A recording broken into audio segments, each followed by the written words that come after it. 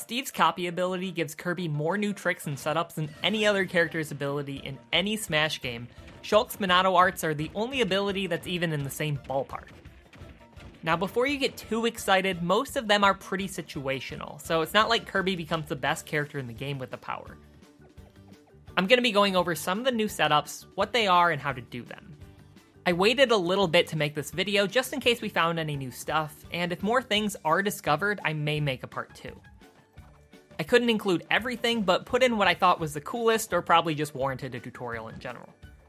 Since these setups have a heavy use of the B button, especially after jumping, if you have tap jump off, you'll probably want to set a shoulder button to jump since you'll be pressing B quickly after jumping, which can be pretty difficult without L or R set to jump. To start off, one of the most annoying things you can do with this ability is camp. You can play floor as lava for over 2 minutes, and if you have a stock lead, you can pretty much camp as hard as you want to. I don't really recommend doing this just because it's kind of lame, but if you need to, you can. When you make a block from a full hop, you can actually do it laglessly if you input the B button after the second frame of Kirby's jump after the 3-frame jump squat.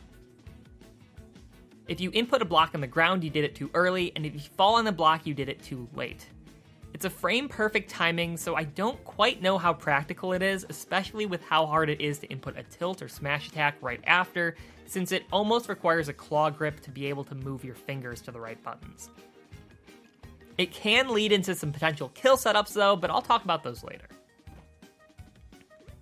Now obviously when Kirby becomes a Minecraft character, Kirby can do similar setups to what Steve can do. It allows Kirby to perform tilts and smash attacks off stage and higher up in the air than before, and they can also be used to gimp Steve's recovery. But these are all pretty obvious. Now, you can also set up blocks off stage to help lead into some kill setups with moves like back air, forward tilt, back throw, and many others. They will often be techable though, but at higher percents they may not be. But there are way too many of these to list, so you can explore some of those yourself. And of course, Kirby can cancel the end lag of their moves if performed on a block that disappears as the move finishes. This can lead to some incredibly safe moves on Steve's shield and technically some new combos, but my favorite are the potential new shield break setups. Something I found pretty cool is doing the grounded swing of hammer as the block disappears. This allows Kirby to do the second aerial swing, which eats up nearly an entire shield. You can also do something similar with down B, with getting the landing hitbox twice, but I don't know how practical that is. If you're having trouble setting up a grounded block from the air, do it out of a short hop.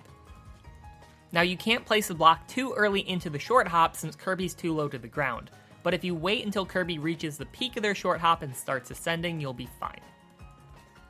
Placing a grounded block can come in handy for this next combo.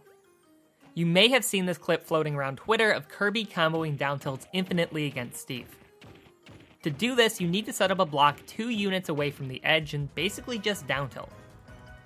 Make sure to be spaced far enough away from the block to not hit the block with your down tilt. It's a little interesting how this one works. From what I can tell, at too low of percents, your opponent can just shield since there isn't enough frame advantage.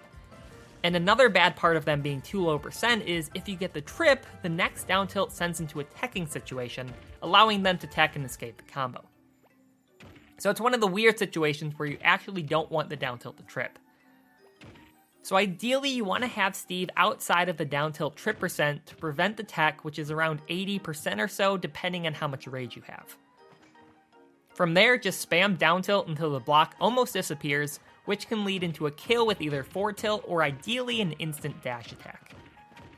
Down smash just barely doesn't have enough range, or that would be a great option too. This also sorta works away from the ledge, but not as well since Kirby gets pushed too far back, so you'll have to end the combo early. Next is the up throw Kirby side.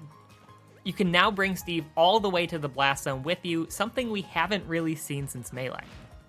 To understand how this works, you need to know how up throw works. SK did a great write-up here, but to summarize, Kirby first goes into the air and drops for 45 frames, or until he hits solid ground, whatever comes first. This is why Kirby lands on platforms higher up. But if you put a block up to stop Kirby on his way up, when you're off stage, he will drop 45 frames straight to the blast zone if the blast zone is close enough. And this is a true Kirby side, unlike Ganon's and Bowser's, which you can sometimes survive. To set this up, you'll need 2 blocks. The first one, ideally, that will extend from the stage, and the next one will be a few blocks higher. You need to get a grab on Steve, and while standing on the block, do an up throw. You don't want to break the top block on your way up if you want to bring your opponent to the blast zone. But if you do break the top block, it's actually okay since 45 frames will end up being lower than the block height, causing an invisible ground below the stage. If Steve is at high enough percent, he'll get blasted off the stage and can lead to a kill. They can tech it at low enough percents though. The next one is my personal favorite. If Kirby sets up a block 1 unit high, Kirby can use up B instantly without having to rise and fall. This can be a fun little unexpected mix-up, giving Kirby a decent projectile, sort of like a worse Wolf Blaster. There is a slight issue with the setup though. If Kirby is standing underneath a block at that height, the block will actually just disappear. Because of this, you want to start the up B from outside the block and then drift towards the block during the startup of the move. It does take a little bit of setup, especially for something not that rewarding, but I just think it's fun. Now, I just said Kirby going under a block will make it disappear, which is true, but there is a way around it. You see, only a tiny part of Kirby's animation is tall enough to make the blocks disappear, so you can prevent that by crouching. Doing the sort of teabag walk by quickly sliding the analog stick from side to down repeatedly lets the block stay there without disappearing. I'm not sure what setups there are for this, but I'm sure there's some use for it. When Kirby loses Steve's power, something kind of fun happens. All of the blocks that Kirby built disappear instantly. You can situationally use this to your advantage for a surprise setup. If Kirby is above Steve with blocks in between, Steve does not have to worry about you for the time being. Your opponent will probably feel safe and start mining. For a little surprise attack, Kirby can taunt, removing his power and the ground beneath him. This actually cancels the taunt animation, allowing you to instantly attack. This can potentially lead to a kill setup with something like forward air forward smash, or maybe just a kill with neutral air, something like that. And remember, Kirby can taunt on quick play when they have their opponent's power, so this will work online. Last, we have an incredibly hard setup. This really isn't worth going for since you generally can just dare ride if you get the weak up tilt, and this is even more precise than a dare ride. If your opponent is DIing away or in, that'll make it even harder, but really this isn't practical, I just love the idea of this setup. First, do a weak up tilt when your opponent is at mid to high percents. You can then jump, do the frame perfect block place, and up tilt again. And I think you know what happens from there. Rinse and repeat the up tilts and frame perfect block places until you bring Steve up to the skies. After 3 of them, you'll be maxed out in height, but you can follow up with an up air, which may not even kill since up air is pretty weak, even after the buff a few patches ago. Now, there might be some slightly different setups with this, including doing a weak up tilt to an up smash or something like that, but I really wasn't able to get that to work too well. It's all very precise.